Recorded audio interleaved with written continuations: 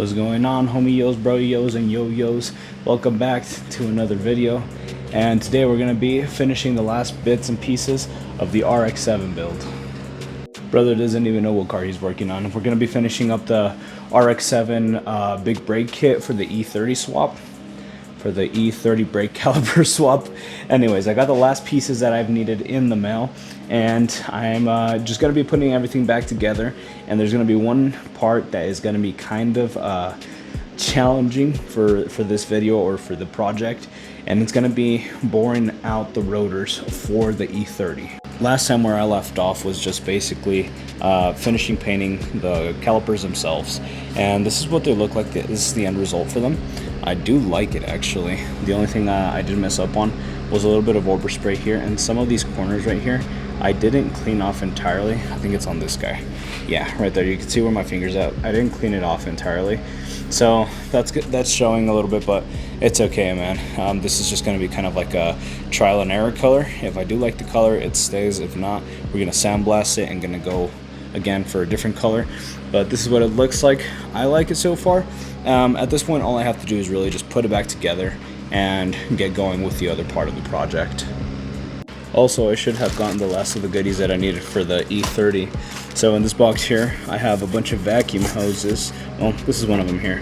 This 4-inch to 3-inch 90-degree. That's going to be for the air intake or the air filter. This box has a bunch of vacuum lines that I got from Amazon. So it's just a big box of different sizes of hose. They don't give you a whole lot, but I think it should be enough for me to be able to finish out the project. They do, however, give you a bunch of tees, and I think this is going to be the most clutch part about it, because I can redo the vacuum system now, or the vacuum lines. Some of them are good, some of them are very questionable, but now with the amount of vacuum hose that I have and all the tees, this should make the project be a lot more secure. Of course, zip tie everything back down. Yeah, I was really excited about that because, I mean, it's a pretty good deal. 20 bucks, bunch of tees and a bunch of vacuum hose. Definitely a good find on Amazon. And then I got this adapter. It's a 4-bolt to 3-inch flange adapter. So this should match up to the max speeding rods. I had to buy this separate, this V-band with a 3-inch ring.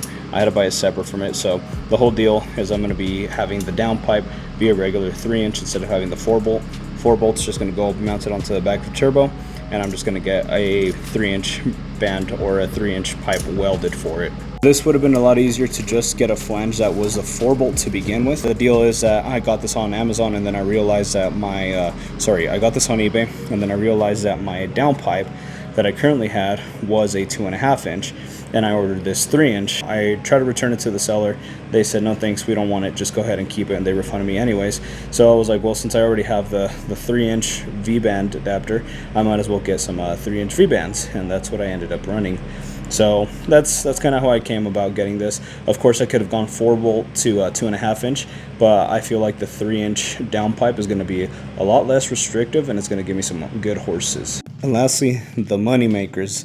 These are my bubble line to just conical flange, I think it is, M10 or M1 to M1 adapters. These guys are specifically what you're going to need for a rx7 or e30 to rx7 caliper conversion. Let me grab the page so you can see. Oh no, here it is. So it's going to be the brake line thread adapter, male M10 inverted to female bubble C. That's what you are going to need to make these rx7 calipers be actually useful to you. Bought these guys for about 20 bucks on eBay. This is the company that I got them for. So big shout out to these guys, because honestly, for what we're doing, or for a project like this, these parts are not very plentiful and they're hard to find. So these guys are dedicated to actually doing stuff like this. So if you can, and if you need anything like that, reach out to these guys. Huge shout out to those guys. And no, I'm not sponsored. I didn't get these for free. I paid for them, but I think it's just awesome that there's still people that are keeping old parts alive, or old small things that we can find for our projects. So if you can, support a small business that is keeping our old cars alive. Okay, with that show and tell out of the way, now I'm just gonna be putting the calipers back together, including the brake pads and all the hardware and stuff, so they're nice and ready to be installed. The brackets are still sitting in the box over there with the bolts, but since it's really cruddy outside, I'm not going to be able to make it that far. These guys are just going to get put together nicely with all the pads. Although I should get new pads, I want to make sure that I can get everything properly in, and then later in life I can get the new brake pads for them.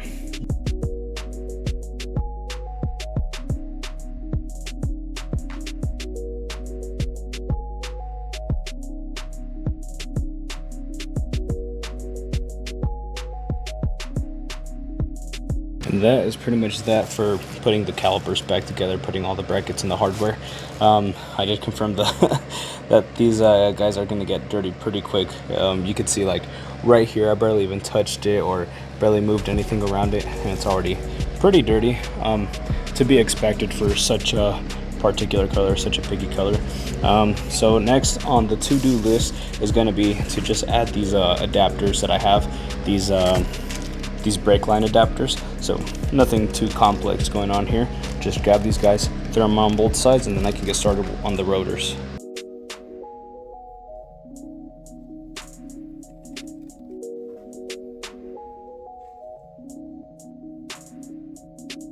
And that pretty much concludes everything and anything that I had to do to the calipers themselves. There is a little bit of spacing here. I'm not a big fan of it, so I'm probably going to get a caliper washer or two, stack those up just so it has a little bit of resistance on it. But calipers look pretty good, man. They look solid. I like how they look in the white. Not too convinced just yet of the color itself staying, but we're gonna run it for a little bit. If I like it, it stays. If not, just a couple of bolts will pull it off, and not the end of the world. But yeah, that's what it looks like. See, it's already dirty.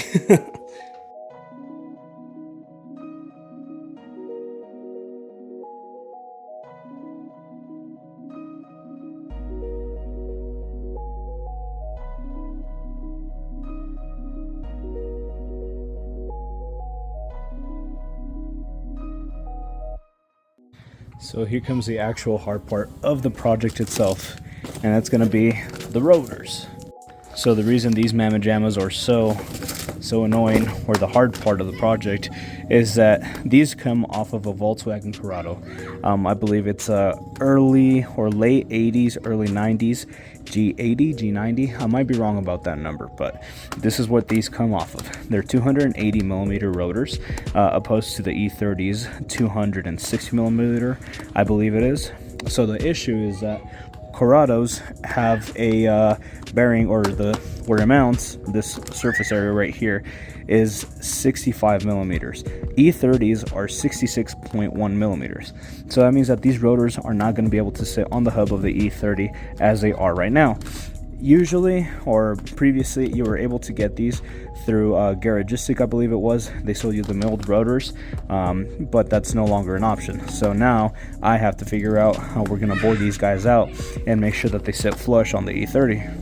Okay, so if I take the micrometer, pop it right there. Come on. Okay, I guess not. There you go. 64.7 is what I'm getting. Let me try that again.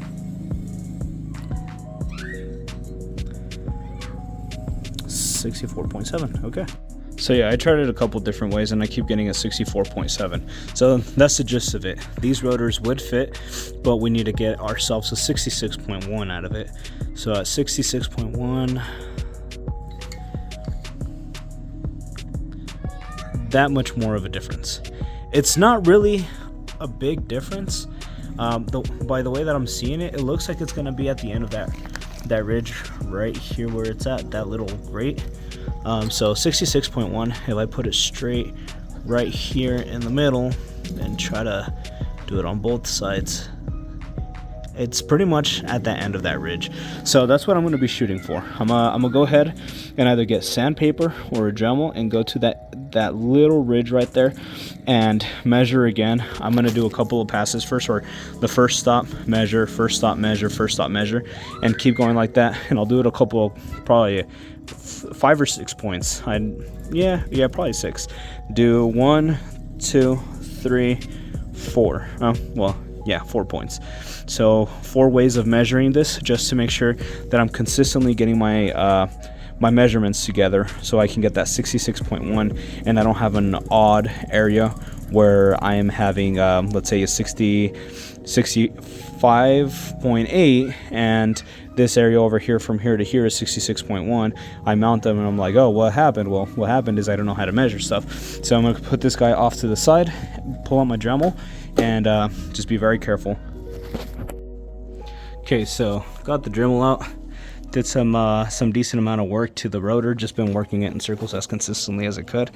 And so now from the 2 points, I'm getting a 66 flat right there.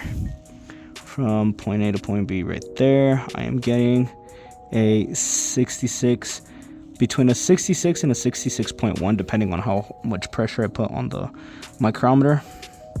Right there, I'm getting a perfect 66.1, and my last point of measurement from there to there is giving me a 66.1. So it looks like I actually nailed it. I mean, within reason, right? From these 2 points right here, it does struggle a little bit. So I think the rotor might have a little bit of a difficulty actually sitting on there, but that's a 66.1 there. So Dremel actually worked out to get to 66.1 pretty consistently, although what I did have to do is on some of the passes that I did, I had to kind of go back and forth with the Dremel in certain areas. So let's say from this point to this point, I noticed that it would be a little bit more of a high point, and I would just kind of go in a circle until I kind of found the end of the high point and just kind of marked it off a little bit, and then just do like a little quick 2 or 3 passes and then keep doing my little circle motion. So just to explain it with the Dremel, I'd be going just in my circle like that, consistent pressure as much as I could, and usually right here off on the sides, because when you're doing this motion, it's your arm has a little bit of bias to pull back and to push forward, so the sides kind of get a little bit lobed out, so you start kind of Dremeling out a oval. So what I ended up doing was just kind of moving the rotor around in a circle like that, until I would kind of even out the oval, and in certain high spots, like from right here to right here, just do another 2-3 passes like that. So circle, stop, 2-3 passes like this, and then just do the circle again, so I can stay somewhat consistent. And it worked out well. According to the micrometer, it did work out. Now the only question is if it's actually going to work on the E30 itself.